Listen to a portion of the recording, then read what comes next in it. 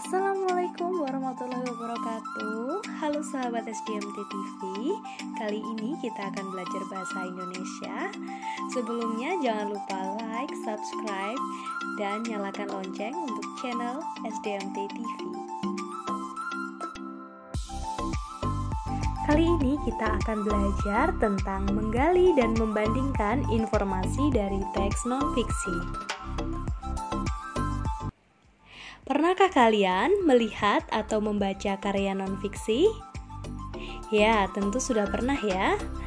Berikut adalah beberapa contoh karya non-fiksi. Yang pertama ada buku pedoman penulisan karya ilmiah, buku ensiklopedia, kemudian ada koran, dan yang terakhir ada buku sejarah. Berikut adalah beberapa contoh sebagian kecil dari karya non-fiksi. Tentunya masih banyak sekali ya contoh karya non-fiksi yang bisa kita baca dan pelajari. Apa itu teks non-fiksi? Ya, betul sekali. Teks non-fiksi adalah tulisan yang bersifat faktual atau berdasarkan kenyataan dan mengandung kebenaran di dalamnya. Sebelumnya, kita sudah pernah belajar bagaimana cara memperkirakan informasi berdasarkan judul teksnya saja. Kali ini kita akan belajar bagaimana cara menggali informasi setelah membaca teks non-fiksi. Yang pertama yang bisa kita lakukan yaitu membaca teks dengan seksama. Maksudnya kita harus membaca teks dengan cermat dan sungguh-sungguh untuk memahami isi dari teks tersebut. Kemudian, cara yang kedua, kita bisa mencatat informasi penting dalam teks. Cara yang ketiga yaitu membuat daftar pertanyaan dengan menggunakan kata tanya adik simbab, yaitu kata tanya apa, di mana, kapan, siapa, mengapa, bagaimana, dan berapa. Kata tanya tersebut bisa kita gunakan untuk menggali informasi dari teks non-fiksi. Selanjutnya yaitu kita bisa menggunakan cara dengan menjawab pertanyaan yang telah diberikan. Cara-cara tersebut bisa kita gunakan untuk menggali informasi berdasarkan teks non-fiksi. Selanjutnya kita akan belajar bagaimana cara membandingkan kemungkinan informasi. Apa yang akan kita bandingkan? Kita akan membandingkan perkiraan informasi berdasarkan judul dari teks non-fiksi. Kita bandingkan dengan perkiraan informasi berdasarkan isi teks non-fiksi yang telah dibaca.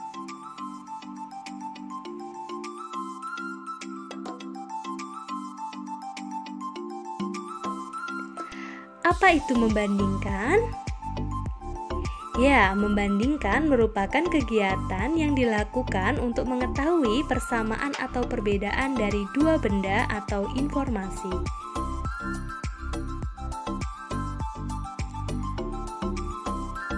Selanjutnya, kita akan belajar menggali informasi dari sebuah teks yang berjudul Gerakan 5R. Sampah merupakan hasil dari aktivitas manusia yang secara terus-menerus bertambah setiap saat. Kalau kita tidak menyadari dan tidak mengolahnya, maka sampah akan terus merusak alam. Jika lingkungan kita dipenuhi sampah, maka akan berpengaruh juga bagi kesehatan kita. Gerakan 5R adalah gerakan yang bermanfaat untuk melestarikan lingkungan. Gerakan 5R terdiri atas reduce, reuse, recycle, replace, and repair.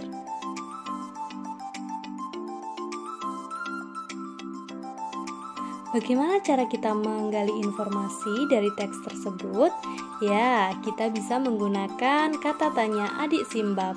Kata tanya yang pertama yang bisa kita gunakan yaitu apa? Apa akibatnya jika sampah tidak diolah dengan baik? Kemudian kita bisa menggunakan kata tanya bagaimana. Bagaimana cara untuk menjaga lingkungan dari penumpukan sampah? Nah, berikut tadi beberapa contoh kata tanya yang bisa kita gunakan untuk menggali informasi dari sebuah teks non-fiksi.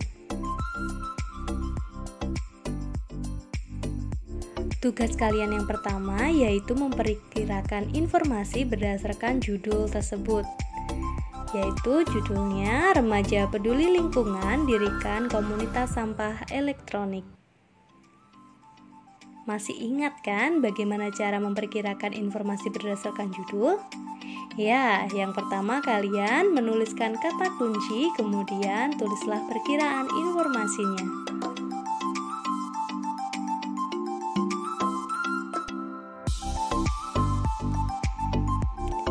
Tugas kalian selanjutnya yaitu membaca teks yang berjudul Remaja Peduli Lingkungan Dirikan Komunitas Sampah Elektronik. Silahkan baca teks tersebut dengan sungguh-sungguh.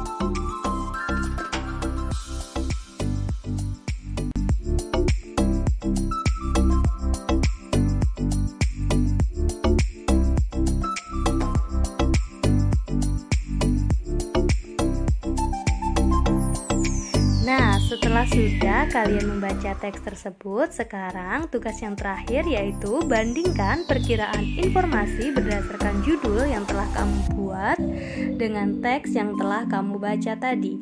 Adakah persamaan dan perbedaannya? Jika pada perkiraan informasi yang sudah kalian buat terdapat pada teks yang sudah kalian baca, silahkan tulis pada kolom persamaan. Namun jika perkiraan informasi yang kamu buat berbeda dengan isi dari teks tersebut, silahkan kamu tulis pada kolom perbedaan. Terima kasih atas perhatiannya. Sampai jumpa kembali pada pertemuan berikutnya. Wassalamualaikum warahmatullahi wabarakatuh.